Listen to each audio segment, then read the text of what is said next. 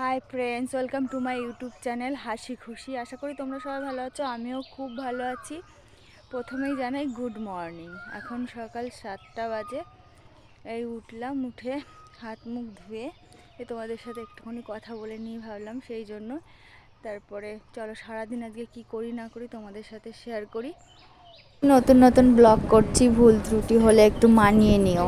আমাদের বাড়িটা ওই যে আমাদের বাড়িটা, আর এই যে মাঠটা। এখানে এসে যা গরম, এই জমির মধ্যে এসে আমরা হাওয়া খাই। আর এটা কিন্তু আমার বাপের বাড়ি, শ্বশুর বাড়ি না।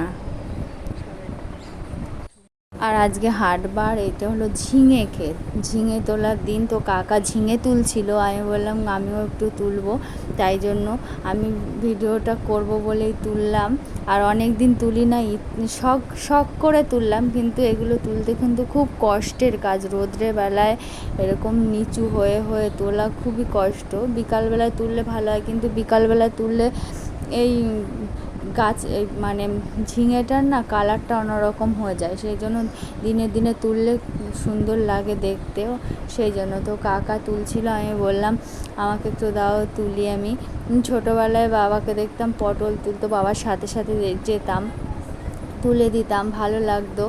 সেই জন্য দেখে ছোটোবেলার কথা মনে পড়ে গেল, আর ইচ্ছে হলো, তাই জন্য কাকার সাথে একটু কাজ করছিলাম, তাই তোমাদের সাথে একটু শেয়ার করছি। দেখো কত ঝিঙে, আর দেখতে কি সুন্দর, দেখলেই তোমারও কাটতে ইচ্ছে করবে।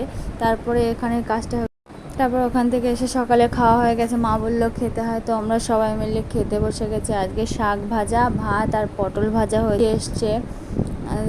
দিদি সকালবেলায় চলে এসছে, এবার খেতে বসেছি। ও বলছে যে আমি হাত দিয়ে খাবো না। আমি বললাম ঠিক আছে, তাহলে বয় দুজনে একসাথে খেয়ে নিই। আমি খাচ্ছিলাম আর ওর মুখে একটু একটু করে দিচ্ছিলাম, ও খাচ্ছিল শাক ভাজা ভাত। সকালবেলায় ওই মাঠ থেকেই তুলে আনা শাক, টাটকা টাটকা শাক দিয়ে ভাত খেতে খুবই ভালো লাগে। আর এরকম একসাথে সব বোনেরা মিলে থাকলে বাপের বাড়ির মজাটাই আলাদা। যাদের বোন নেই তারা এই জিনিসটা বোঝে না, ঝগড়া হবে, মারামারি হবে, সারাদিন এটা নিয়েই দিন কেটে যাবে, কখন বোঝা যায় না। তো কাদের কাদের এরকম বোন আছে জানিও। তারপর সকালবেলা খাওয়া দাওয়া হয়ে যাওয়ার পরে দুপুরবেলায় কী রান্না বান্না হবে সেটা জোগাড় যন্ত্র করতে হবে। তো আমাদের বাড়িতে আমার মা মুরগি পুষেছিল, আমাদের জন্য আসবো, কেটে খাওয়াবে। আমরা পোলট্রির মাংস খেতে ভালোবাসি না, দেশি মুরগিটাই খাই। তো বাবা বললো তাহলে একটা মুরগি এটা কেটে তোরা এখন এই বেলা রান্না করে নে। তো বাবা কেটে দিচ্ছে, আমরা পাশে বসে রয়েছি। আর ওই মুরগিটা কাটছে বলে মুরগির বন্ধুরা কীরকম করছে আশেপাশে। দেখো কাটা হয়ে গেছে আর আমার মাখানো হয়ে গেছে। এবার আমি রান্নাটা বসিয়ে দিই তাড়াতাড়ি। মা বললো মাংসটা তুই রান্না কর, তো আমি রান্নাটা বসিয়ে দিয়েছি। এই দেখো খুব নরমাল, দেশি মুরগি খাসির মাংসর মতোই লাগে খেতে। তো সেরকম খুব অল্প মশলা দিয়ে, গরমে অল্প মশলা দিয়ে এই যে কষিয়েছি। দেখো কালারটা খুব সুন্দর এসছে। আর এর মধ্যে আমার রান্নাটাও কিন্তু কমপ্লিট হয়ে গেল। এবার স্নান করে সবাই খেতে বসবো, চলো দেখি। এই দেখো রান্না বান্নাও হয়ে গেছে, আমরা খেতেও বসে পড়েছি। দেখো সবাই খাচ্ছি, বাবা একটু দূরে বসেছে, বাবা মাংসটা খাবে না, সেই জন্য বাবা তেঁতুর তরকারি করেছিলাম।